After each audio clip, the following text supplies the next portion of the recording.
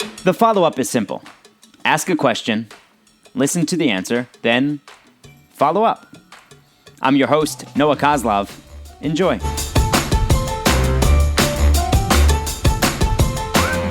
Thanks for checking out another episode of The Follow-Up.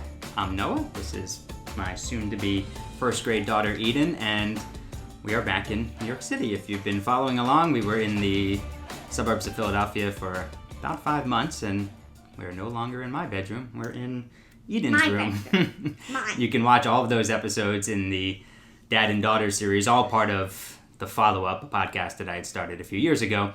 On vocalnow.com, you can also subscribe to the audio version on Apple Podcasts, so please do that and tell your friends if you think they'd be interested. Every Monday is a new episode, and it is always Eden's choice of what we talk about. So today? What's it like to be back in New York? What is it like to be back in New York? Different, but can we start talking about cooking camp? Sure. Go ahead. So this week, I did a cooking camp. So, and every week they have like a different like topic, basically. Different theme, yep. A different theme. And this week was baking techniques. So, like, our first one was, we have like different names. So, one of them our first one was easy as pie. So, we made everything with pie dough. How'd you make pie dough? Pie dough. So, I'll tell you all the steps. First I'm trying to remember. Well, it's like flour, I think. It definitely has something with flour. Well, yeah, obviously. Okay, so we don't need to go through all the steps in pie dough. But, okay, so you've done pie dough. What else? Pie dough. And our third day was garden and baking. Garden and baking? Garden baking. Garden baking, okay. On Wednesday. So it was garden baking. And on a previous podcast, we talked about a garden. Right, so things come full circle. Okay, Yeah. so you've done the pie dough and you didn't make a pie, but you make different things out of the Yeah. pie dough. I remember you making elephant ears, and those are really good. You made, not out of pie dough, but you made some donuts, you made some cinnamon rolls, you made a spiced apple cupcake. Another thing was today we made soft pretzels. It was good. I tried it. I know. It was really good. It was good. It was really good. And you also made something with buttercream. Buttercream. But you made that from scratch. Yeah, we made it. Took about half an hour, 20 minutes, 40 minutes to make one batch of buttercream. Because we were doing it all with a spatula mixing, and it's so easier to do with a mixer. Yeah, Way easier. But you're just adding little by little and mixing. Yeah, yes. What are the ingredients? Of course, butter. Sure. It looked like half. I'm taking a guess. It looked like half a stick of butter. Okay. We needed vanilla extract.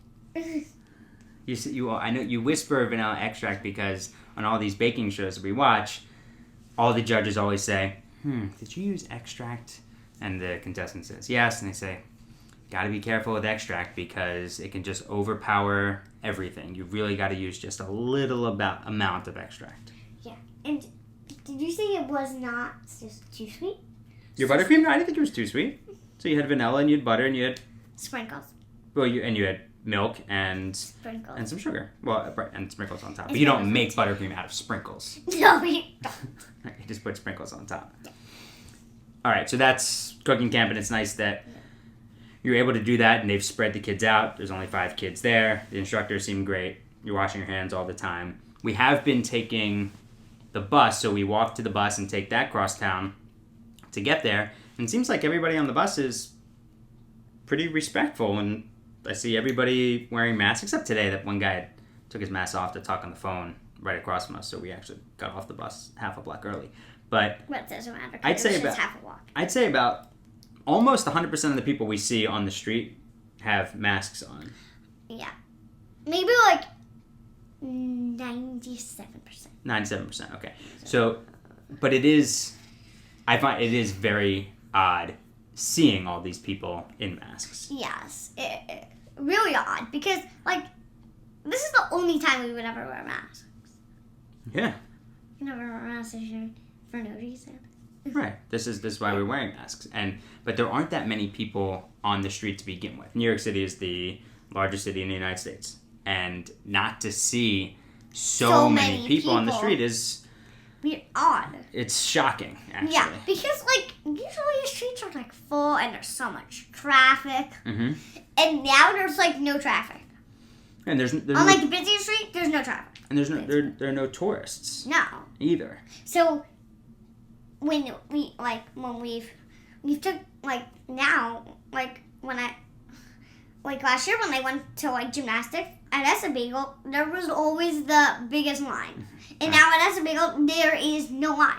Which is concerning because you want all these places to be able to stay in business, but when there aren't people here to go to those businesses, Yeah, like tourists. They can't, or even and also just New Yorkers that and then the people who are here maybe aren't making as much money because their businesses have been affected, so you can't spend as much money at restaurants or other places in order to save their businesses. It's kind of an ugly cycle. Yeah, I wonder if people are ordering out from Esabagel. I would hope so. Yeah. I would hate to see Esabagel go away, but I don't think we can order enough in order to save. Yeah. I don't think our orders would do it. We haven't even ordered from there yet. I guess we should. Maybe we'll just go pick up some hot bagels. Not a bad idea. Not a bad idea. Because like so many tourists and stuff go to Esabagel because it's like it's a famous place. Mm-hmm. A famous bagel place. It is wild to be in Herald Square near Madison Square Garden, go through Times Square and just not see anybody, and I'm finding it difficult because there's usually. Why are you interrupting me? Why are you interrupting me? I find it difficult to not help somebody. So if someone is getting onto the bus with a stroller or starting to go down the steps of the subway, oftentimes I would just say, hey, I'll help you out and pick up the stroller, do something.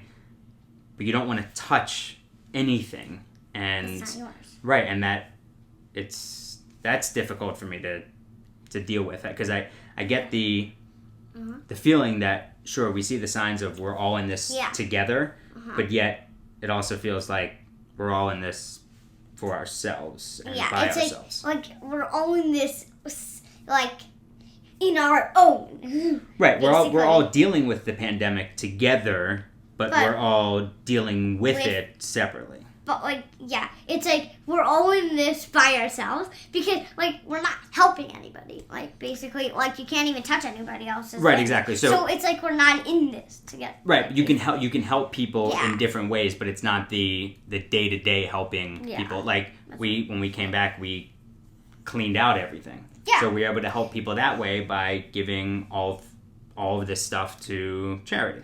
Over 20 bags.